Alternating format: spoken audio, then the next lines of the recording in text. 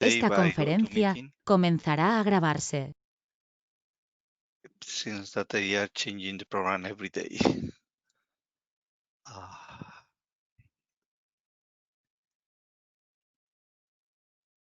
Okay, so I don't see Dolores with us yet.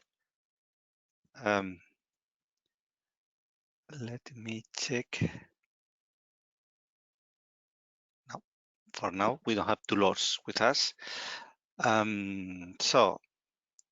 Anyway, the proposal for today is to analyze disruptions in the advanced material, but not only those related to textiles, but other kind of different materials. I'm very happy to see you here, Patrick, because I wanted for sure to ask you about your updates from your side. I see that Dolores is not yet with us. Patrick, would you comment with us? What is your situation now in your clusters? Yes, good morning, Antonio. Good morning. Yes, I think the session today is very interesting, and we'll follow the former discussion we had a couple of weeks ago on plastics disruption, as well as other situation during the crisis time. And we had a very interesting presentation from GRC and regarding the tools available for material analysis and to look to critical supply. So today I think we will have a complementary insight from Dolores and from the audience. Perfect. Thank you, Patrick. I will give you again the turn later. Okay. Please please be prepared to share with us. Sorry, the last updated information if you want. Okay, from your side. Dolores, welcome. Are you there? Yeah, good morning, everyone. Thank you. Thank you for joining us. Would you like to have the presentation right? Yeah, wait. Okay, so sorry, no, my mistake. Now, so there you are. Okay, so you can see my screen up.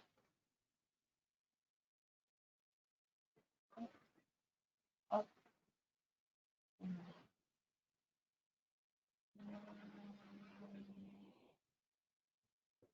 Okay.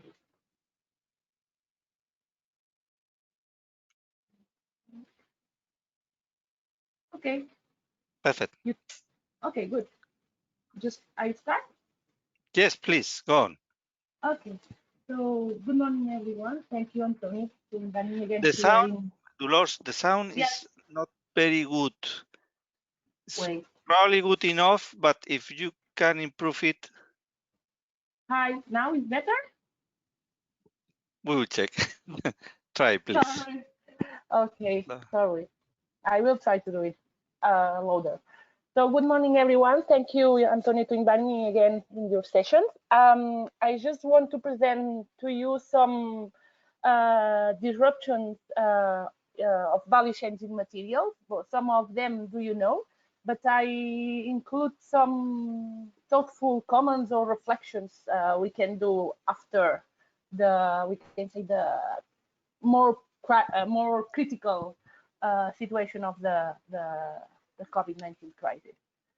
So just to start, an overview of the global economy, well, at least in particular in the case of China. China has fallen its industrial production by almost 14% in January and February combined, compared to the previous year in 2019. Sorry. So it's much more than the previous SARS outbreak or the financial crisis. And I just want to show this data because it has a global impact everywhere. So the first disruption that I would like to present is in the sector of healthcare, and as you know, medical staff have had big problems with access to surgical gowns, gloves, masks, and respirator protective devices. And this is just a general analysis, but what is happening that in China, the production, as I showed you before, falls down drastically. So the production capacity in China falls down drastically. Then also there is an increasing global demand, and consequent, the non-woven textile are in a shortage. So this, if we add that bottlenecks in logistics, that it's much more difficult to get access to this raw material, has caused that a lot of countries have no access to these non-woven textiles, which are critical to fabricate these medical components. And consequence of these bottlenecks and this lack of raw materials, we have long delays and an increase of prices. How we have reacted to this situation? We have developed, well, it's countries and industry. Textile industry has shifted, has innovated to try to give solution with synthetic natural textiles, combination of different layers, synthetic or natural, to try to get the same protective properties than the standard one. And also the 3D printing has had an important role to fabricate transparent and protective face masks, most of them. But what is here the issue that appear, that we observe issues in quality and homologation. And it's true that in some periods it has been a good alternative, but at some moment some of them has not evolved as fast as we would like due to these issues. So now my question that I would like to launch is how to retain this know-how and innovation created, because at this moment production capacity of China is recovering.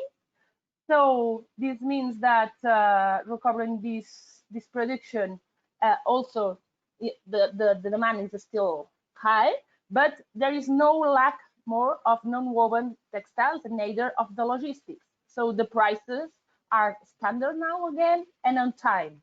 And what's happened consequently? So this development is stopped or it's broken. Yeah, at this moment, most of the people most of the countries are buying again to China. And this is just from Euronews, that at this moment, France has a surplus of 40 million of face masks that the in-house industrial textile has developed. And just to make also another reflection is, this is a graph showing some data of the use of these masks for different countries. It's true that there are two big tendencies. We can say France, Germany, Spain, Italy. Also, I will say Portugal is not here, but maybe Greece, that are using a lot of masks, and maybe in the Norway, Sweden, Denmark, and Finland are using much less. But I want to introduce another factor here. If we are using a lot of masks, we are creating a waste problem. I think that in a previous session here say that 1 million of masks, it's equivalent of almost 3 tons of polypropylene. And for sure, unfortunately, this image should be more common. And also, I would like to launch a last comment in this disruption is that, according to the World Health Organization, infection waste is waste suspected to contain pathogens and that pose a risk of disease transmission. I know that at this moment, these wastes are not considered an infectious waste, but I don't know if in future or in a second peak of COVID crisis or in future crisis, these waste masks can be a problem, not only for the environment, also for the sanity of the people. So I moved to the second one. Just this is also another example how the disruptions has occurred in the automotive. As you know, the automotive is one of the sectors more affected for this crisis. Just to say that automotive in general is a global business based on-time production. So what happened in some companies, due to the employees are ill with the COVID or other, well, mainly for that, but then due to this brokerage, other companies has to broke. So, well, the production of some components in multiple plants over the world. More, the bottleneck in logistics has produced a crash and no cash production during the COVID time. And this means that the retailing service or the selling of the cars has fallen in a drastic way. How we can just try to manage these, or one strategy should be, first, I think that all the companies are doing is rethinking the stock strategy for the critical components, maybe with using models and simulators. And another is that the company industry can think about to use 3D printing. I mean, company industry, in some cases, maybe it's not possible for all the components, but in some cases, can try to develop a parallel manufacture process using 3D printing. This means develop the formulations, which materials are needed for fabricating these components. What is the 3D printing technology required to get the good quality? And finally, the specifications to perform this process, to make the setup of the machines and just get the product. So at the end, this industry can have the receipts, and these receipts can be an added value to offer to the large automotive corporates in these situations when the on-time production is not possible. Another disruption, this is, I put in CME, but it's in general, is the lack of protective plastic components like PMMA or PVC. There has been a huge global demand, and as a consequence, the production capacity was limited. It's not enough. But unfortunately, it was not feasible to increase because you need to invest with machines and to put the setup in adequate setup. These machines is not in short term. And finally, these items, the protective plastics, are durable items. So the companies or related to this field, they don't see then they don't see that it's necessary really to invest to new machines. So what happens? Also, new materials can substitute or can be an alternative at this period of time of shortage, like glass sheets or plastic films, depending of the properties required. If are more mechanical, maybe it's better a glass sheet, but maybe if it's only just the separation, maybe with a plastic film is enough. And consequently, also what can be complemented is the new practices put in place to come back to work, just to ensure safe personal interaction, just try to leverage the technology for a contactless experience, space-centric solutions, hygienic protocols, collaboration when working from home, etc. And finally, I would just want to finish with this one, with the vaccine. This is an hypothesis that I just thought about. I just want to present to you maybe for discussion. Is a possible scenario, I don't say. I introduced here to you a link for the World Health Organization, when you can find all the update studies or work going on with the development of a vaccine. But what happens? I just want to introduce the Europe's dependence on medicine imports. 70% of the underlying active ingredients come from China. In fact, for the current antibiotics, it's between 80 or 90%. So probably when we have a vaccine, we don't have in Europe the active ingredients. will be a huge demand. Yes, sorry, it's not included, but will be a huge demand, and we will not be enough active ingredients. As a consequence, the production capacity will be limited. We can derive to an increased price, and finally, inequalities to access for population. As I said to you, this is just an hypothesis. Up to now, I think that the strategy that is going on is to promote several suitable vaccines in a short time. So it's not the winner is. I hope that will be the winners are, because this competitive can try to amortiguate a little bit these issues. But really, it's possible to bring production back to Europe. It's more complicated than that, because there are legal issues. In Europe, there is the patent law that is difficulting the production of generic drugs. Then also the price. Europe is not competitive with Asian market. How we can just make this shorten this gap? And finally, the health insurance company that up to now this doesn't exist, but should be a possibility to include a quota to include suppliers in their tenders that promote the active ingredients coming from Europe. Sorry, and that's all for my side. Thank you very much. You are very, very welcome, Dolores. As always, very inspiring. I like it. The question that you make in your second, I think, slide. Could you show it again? Second slide. How can we take advantage of those? Yes. How to retain the know-how and innovation created? That's a very good question for me. Okay. But before going on, Patrick, are you there? Okay. Hello. Morning. Will you comment on what Dolores has said? Will you give us also your feedback on what is happening on your side, please? Yes. So, thanks to Dolores for its brilliant presentation, and I think analysis is very accurate, and it's a very good time to take some let's say global view of what happened in the past months and next steps. So thank you for this. Very much consistent with what we see from our side.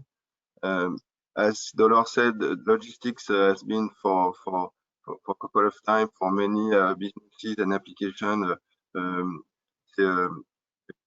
critical item of the value chain for automotive and other applications. So it's very true due to the closure of borders.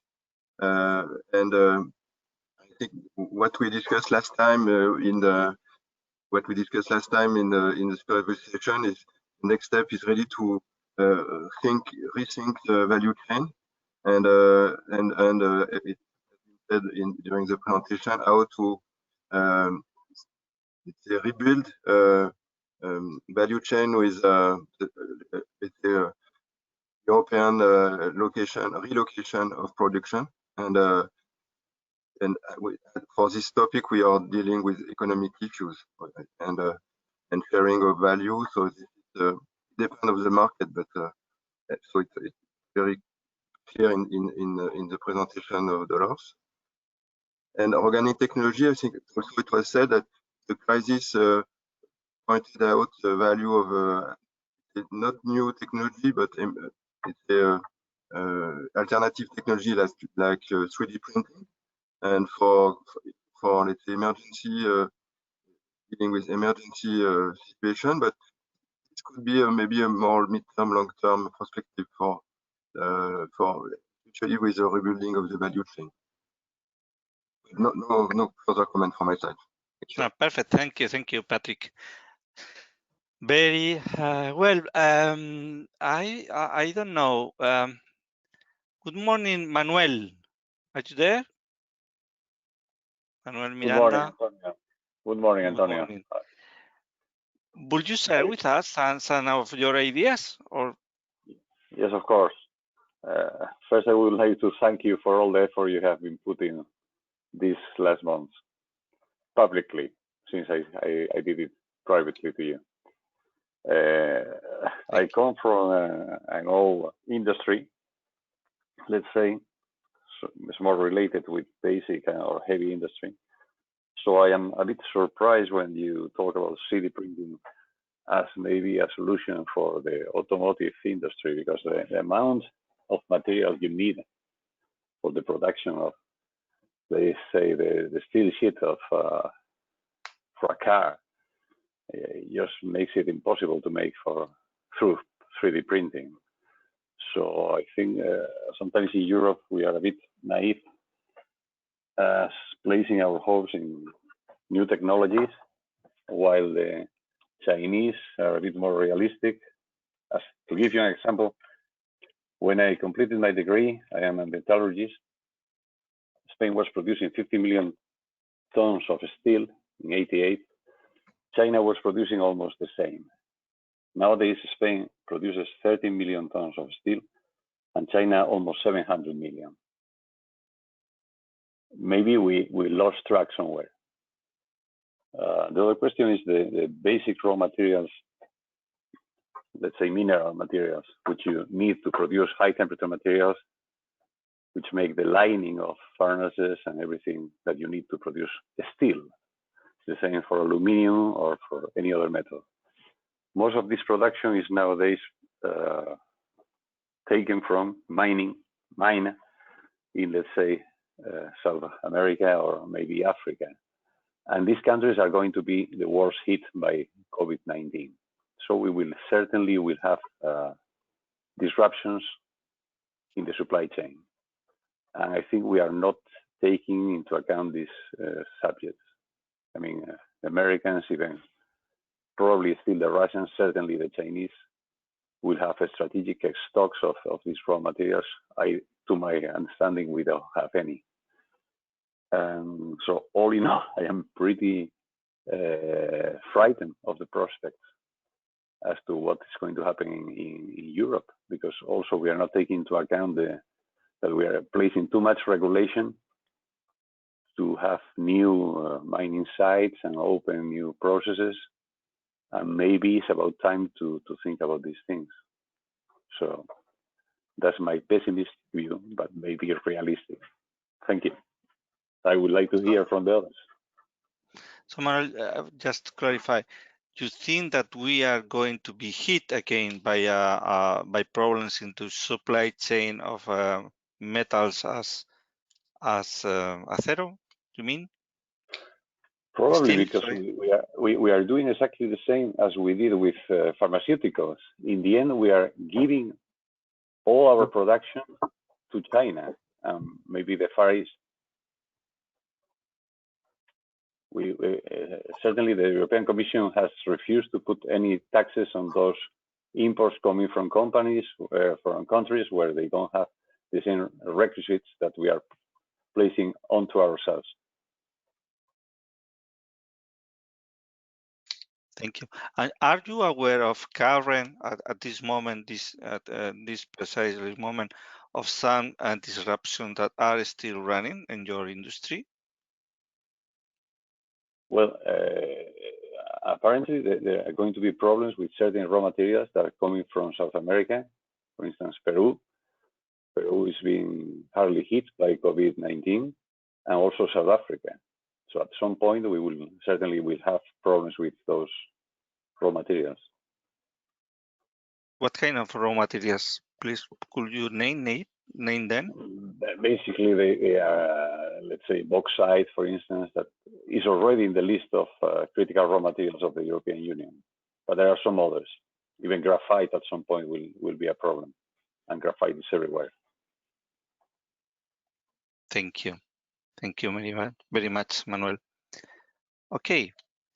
I would like to hear other opinions, comments, questions, information from those that are with us today. Hi, Antonio. Can I just make a comment related to Manuel?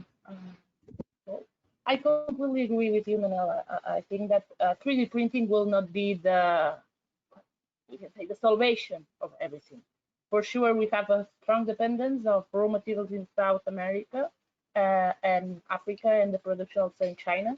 And again, I probably will be another disruption because due to the lack of a strategy of supply chain, because the COVID was moving and now it's really impacting South America. So I completely agree. I just want to say that 3D printing can just in some cases, as I said, it's not for everyone, it can be or can cover some gaps in some components and not for all, for sure, because 3D printing cannot reproduce some other industrial process. Just maybe can help to try to minimize as we can, as a European, as we can, some shortage in some cases. But it's true that the big problem is much more complex and is related to production outside of Europe and raw materials. Well, it really is difficult to solve because this is geopolitics at some point. Thank you, Dolores. I know that the Commissioner Thierry Breton is speaking about the need to reindustrialize Europe and to promote our capacities on that field. And the numbers that Manuel has shared are pretty impressive, comparing what is doing China and Europe. The question is, are we able to do that? And how long will it take, and how can we do that?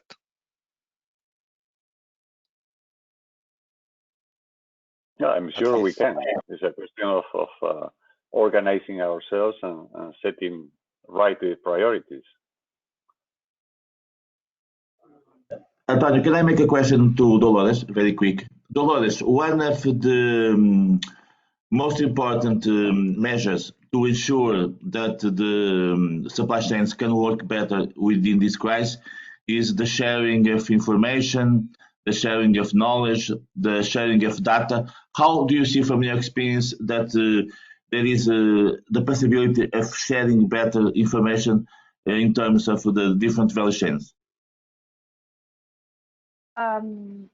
But this is a personal opinion, and just to inform you. But I think that now is the good moment when we are really in the middle of this crisis. It's difficult to separate information, to analyze critically information, because everybody wants to contribute. Everybody just happens with the mask or with the respirators. Everybody's developing their respirators, but and at some point it's true, it was okay because we didn't have enough, but a lot of developments were not in quality enough to be used in medical system. So I think that now we are here in Europe, at least we are in just going down with the crisis. I think that now it's good to make this critical analysis, just to share the information, to put in place and be prepared for the next coming. And how to do that? I don't know if it's with a platform at the European level, with some experts in each value chain to try to in fact, in this sense, I just want to mention that Nature, the journal, has a link when it's published, where it publishes every day the updates related to COVID-19.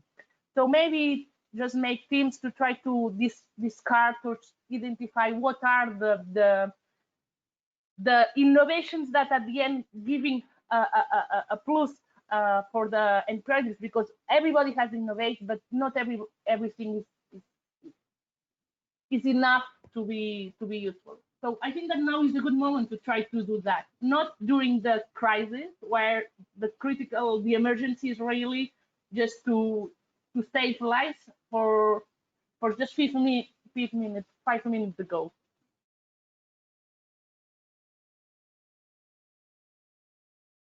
Okay. Any other disruptions in the in the advanced material area that anybody from attending the meeting will share with us? Because that's the main priority today, to know about what other disruption are you suffering, or would you, or do you think that could suffer in the future? Alcohol solution has been also, now I think it's more or less solved, but in the past has been a disruption. Alcohol solution, I know that. Either alcohol, and also for the bottle to supply this alcoholic solution. At some point there was a shortage. It was difficult to find them.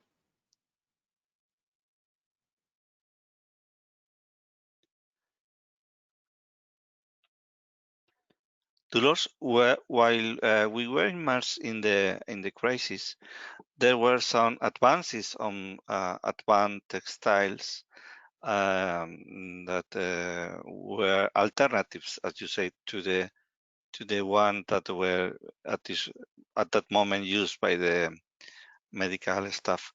Are there any of those materials that are now currently being produced as homologated new alternatives, or are still there on the homologation processes? Are they totally left and forgot? What is the situation? I think that here is a controversial situation. I think that there are solutions already, alternative that are homologated, or the textiles for sure, and the mask probably are on the way or already there. But the problem also is that China is recovering, and governments are buying to China again.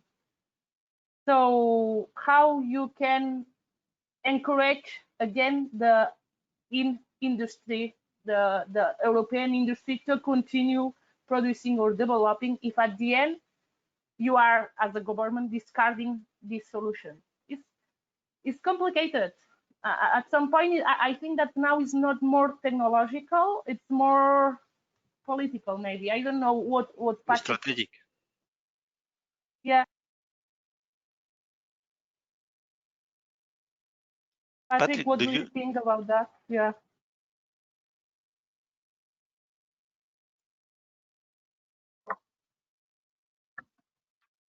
Yes, yes, Antonio. Yes, I think this is really a key point. That what, especially based, for instance, on the example of a mask and textile industry. I don't know if there are textile people from the textile industry here. And as mentioned by Dolores, they have been pushed to invest, and they did it to during the crisis to develop semi-products and mask and so on. And at the end, okay, there is some surplus of product today, but it can change quickly. But the point is, the customers or the users are coming back to China supply, and I know many companies that are, let's say, feeling very bad about this situation, and I think it's, as mentioned, Dolores, it's really a key point to from the political side or industry side to set up conditions, sustainable conditions for investment, and then to have a market, let's say, value, a business model. Otherwise, yes, supply and there will be no investment at all. Yeah. So it's a point related to a strategy decision at the European level, and also of the public buying and support of those companies developing the key materials. I think that's clear. Okay. Any other comments from other participants?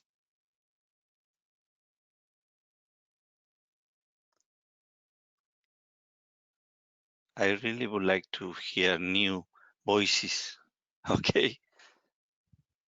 I see that we have new people here with us today. And it's good to share. Is there any other person working on cluster on advanced material with us today?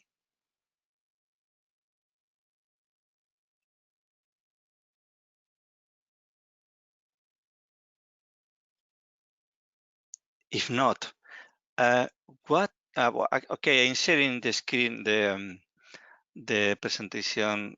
Sorry, yeah, the presentation. I think that this is shared by Patrick. That this was from the GRC in one of our previous meetings. So we have the information, we have the tools to know where is the raw materials and where are they coming from. But for sure, that doesn't mean that we have the capability to buy them or to advance. Yeah, probably to analyze, yes, and even to advance.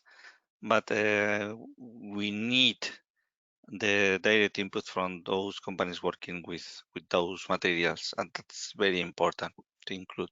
Okay, Celine, I see that you have a comment. Will you share?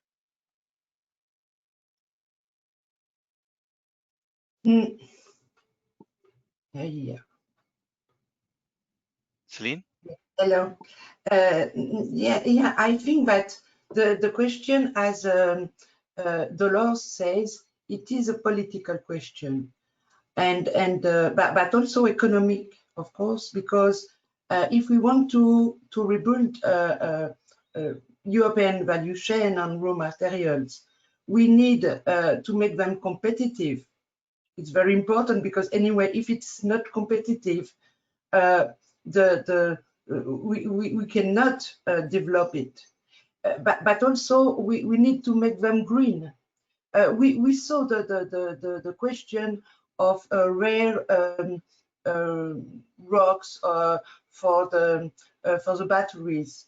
It is where we have some raw materials in Europe, but it is cheaper, and also there is a lot of pollution. So it was better to make it made by Chinese people, and then we import it. And then now Chinese people they have the technology, and they develop more the technology of batteries. So it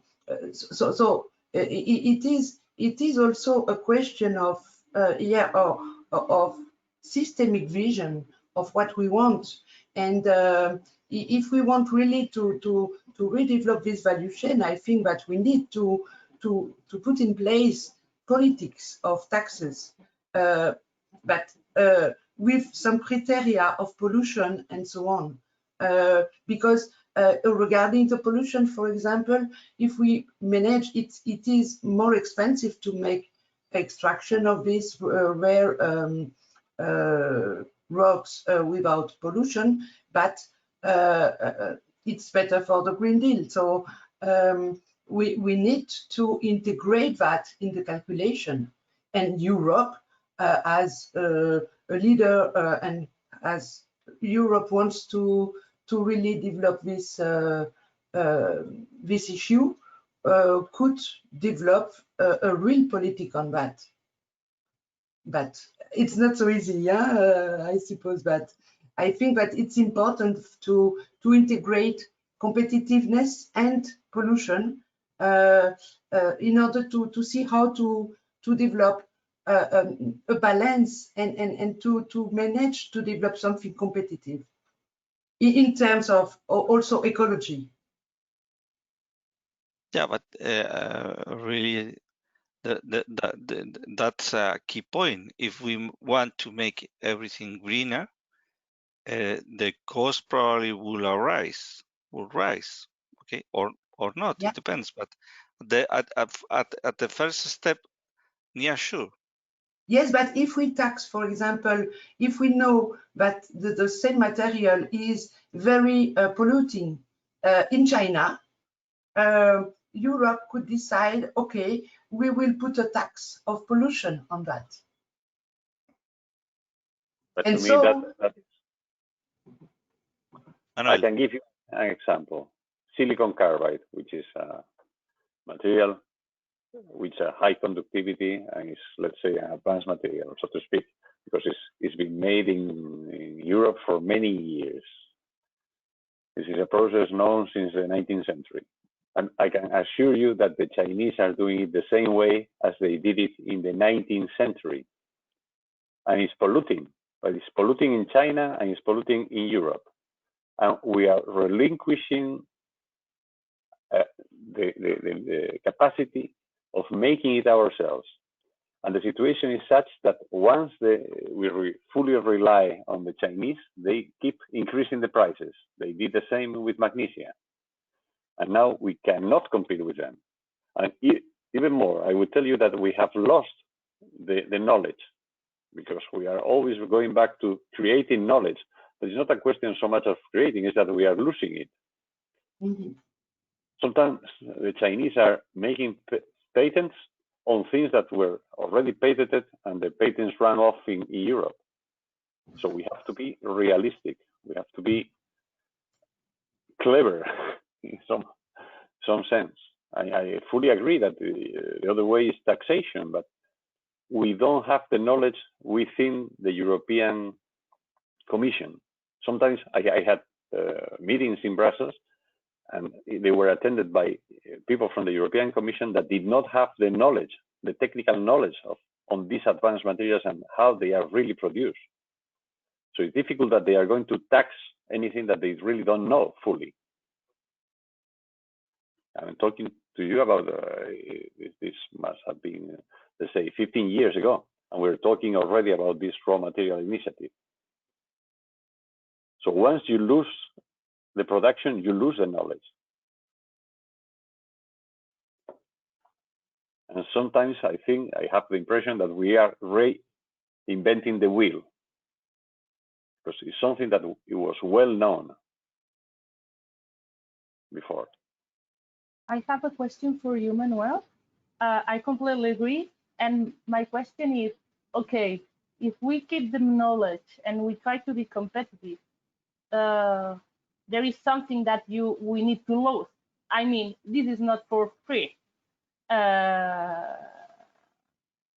What should be for you the strategy or the payoff that we need to pay, sorry for the redundance, to be competitive from Asia markets?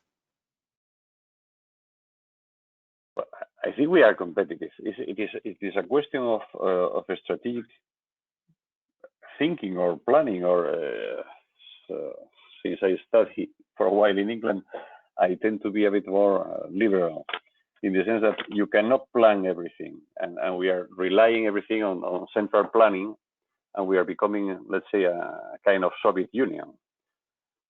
So in that sense, you have this amazing work on the supply chain viewer and stuff like that. But in the end, we have too much information and too little strategy. It's a question of a strategy. Are we going to allow the Chinese to have the full power in the market? Cannot we act as a unity in Europe and say, well, we cannot be so fool as to place everything on greening our economy, because the rest of the people are not doing it. And also, I would just want to add that, Celine, the Green Deal is okay, and the green technologies will be okay, but also appear other challenge or other issues. This green technology will need also rare materials that are not available in Europe.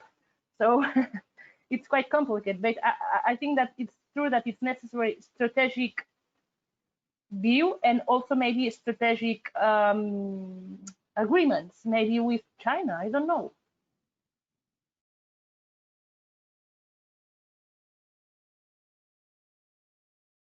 Patrick, you were commenting in the chat. Could you share? Yes. I fully agree with the comment that we have to be to prevent ourselves not to dream too much about what could happen, but it's a matter also of reality and strategy is clear. When we want, maybe we can somehow let's say rebuild or capacity or build capacity in Europe. I took the example of carbon fibers that are very critical for different high-tech industry, aerospace, and so on. And Japan is leading and the US companies are leading this industry. China, Korea is investing, but Europe is present, and we have a capacity in Europe for this. And so it's a matter of to have access of such critical material. But it's big investment. So for other kind of silicon carbide, I don't know, or other specific raw material, this is a matter of it's a strategic and political analysis to either to supply from external countries or to develop capacity. So part of the maybe the analysis that could be conducted now, but based on the ground and the reality.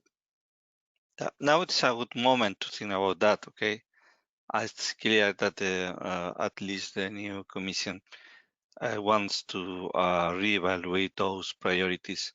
But as Manuel just has shared with us, perhaps we need to give them some hints from the market, because sometimes the knowledge is not so easy to get.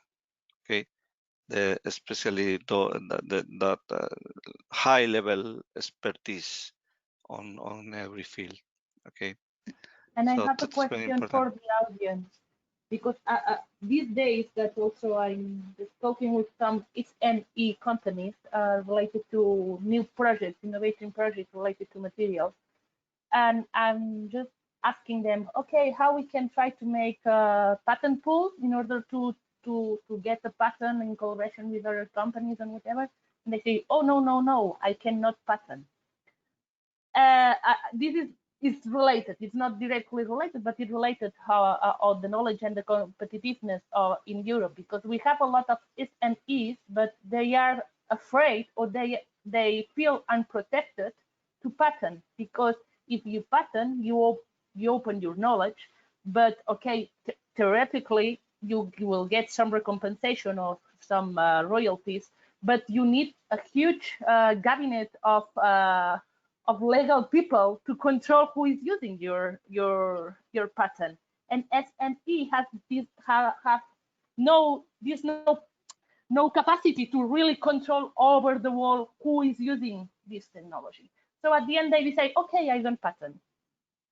So how we can revert that and try to really reinforce the knowledge of SME in patents and to protect them and get back this knowledge in Europe to be more competitive? It's just a question. I don't know how to do it. Anybody will comment on that?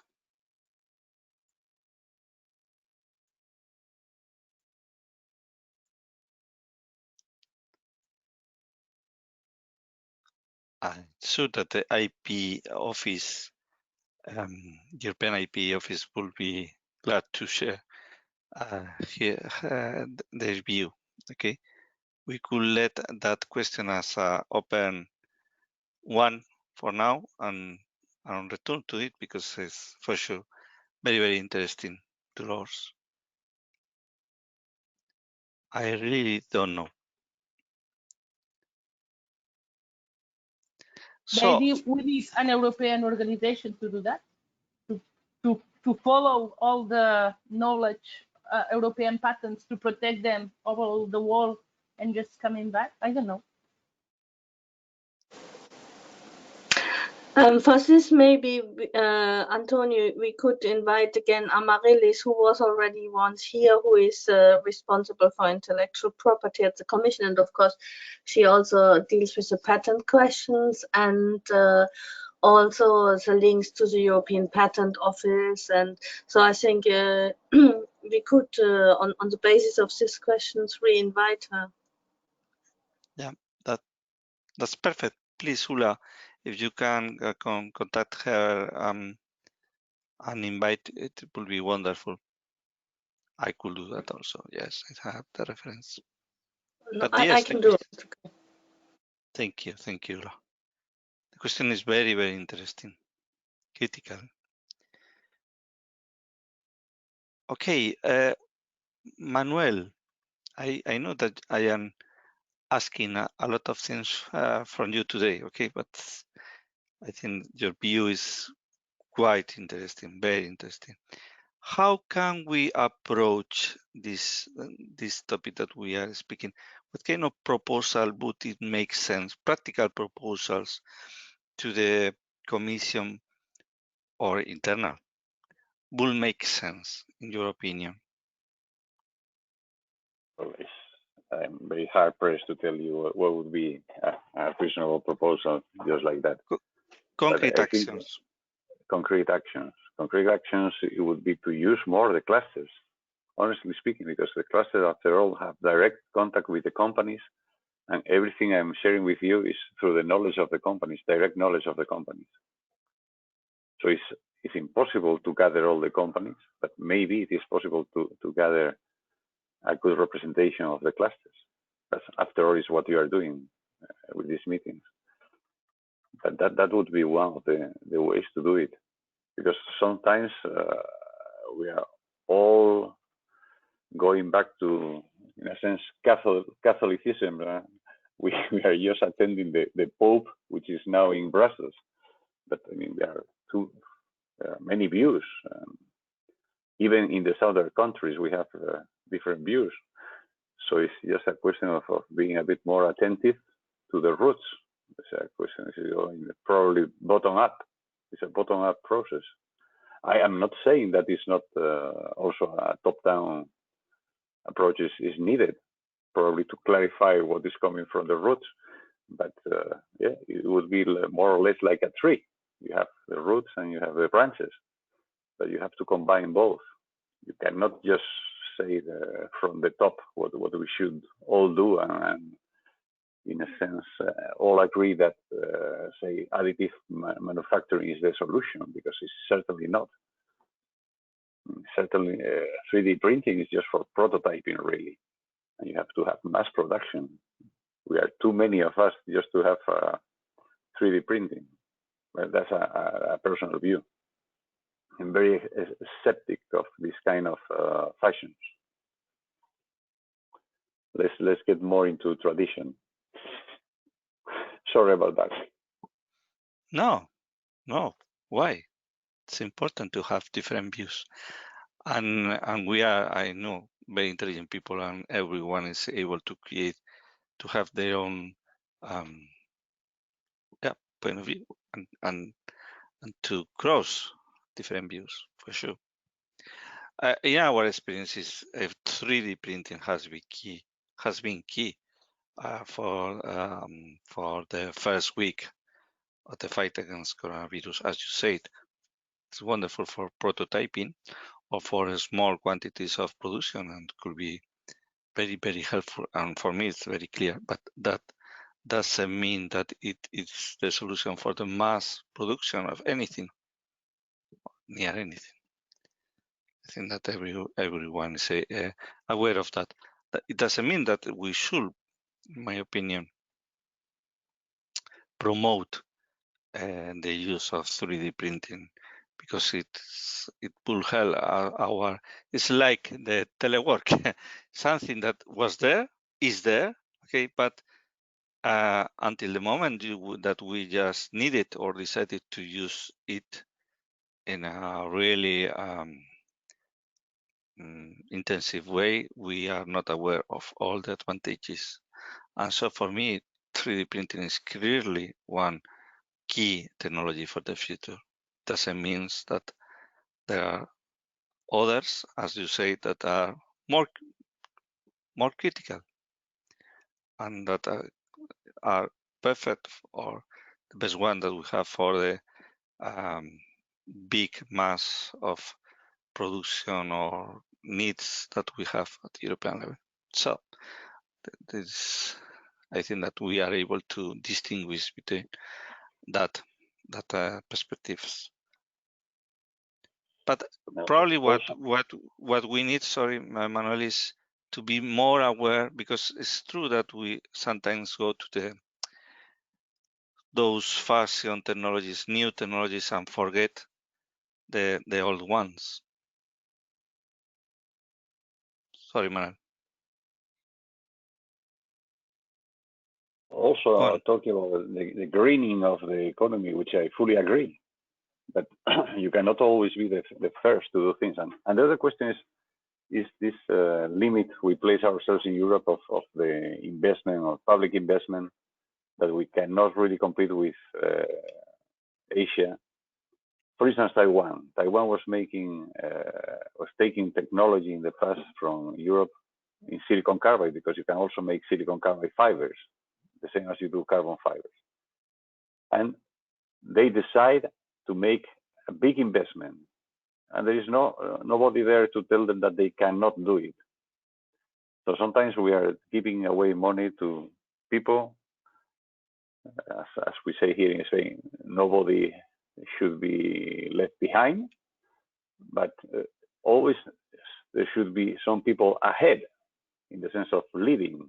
So probably there should be heavy investment in Europe in key technologies, but really heavy investment that really could make headway for the rest to follow, no? Because otherwise, if you don't have these big public investments, such as they may have in China or Taiwan or, let's say, any other Far East country, it will be very difficult to develop such industries.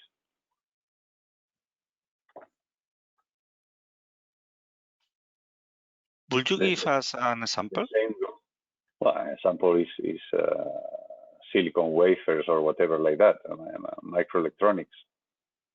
That maybe you have suppliers here in Europe of the fine machinery, but then you don't have the capacity for the investment on a green field.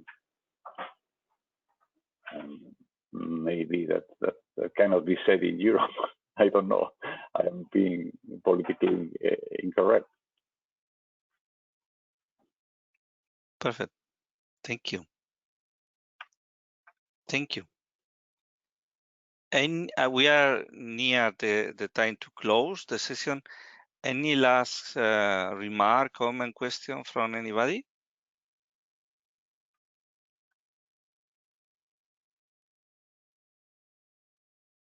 No? Antonio? Yes, Patrick. Yes, quick last remark. Yes, we talked about this last week on the circular economy session. For material, recycling is really also one way. It has to be, of course, considered as it is and to deal with circular economy. But to get sovereignty or access to material, clearly could be part of the solution. And we have some example in the previous years on tier one car companies that has a strategy to become independent in term and self-sustainable in terms of material. They are supplying themselves from their end-of-life products. So this is something that could be one part of the solution. The bottleneck being the economic business model, and of course performance, but it's clearly one point not to forget. Yeah, and that will be excellent aligned with the green recovery, not only with yeah. That's a very, very good point. Thank you, Patrick. So thanks to everybody. Tomorrow we will not have a session at 8:30. Remember, please, tomorrow we don't have this session at 8:30. We will meet all together at 3 p.m. in a dialogue with Commissioner Thierry Breton. Every one of you is invited. Please also share and forward this invitation to your network. It's important for us to be clear in our message and to be convincing and to show our capacities to the commissioner. So thank you, everybody, and looking forward for our next meeting. Bye. See you.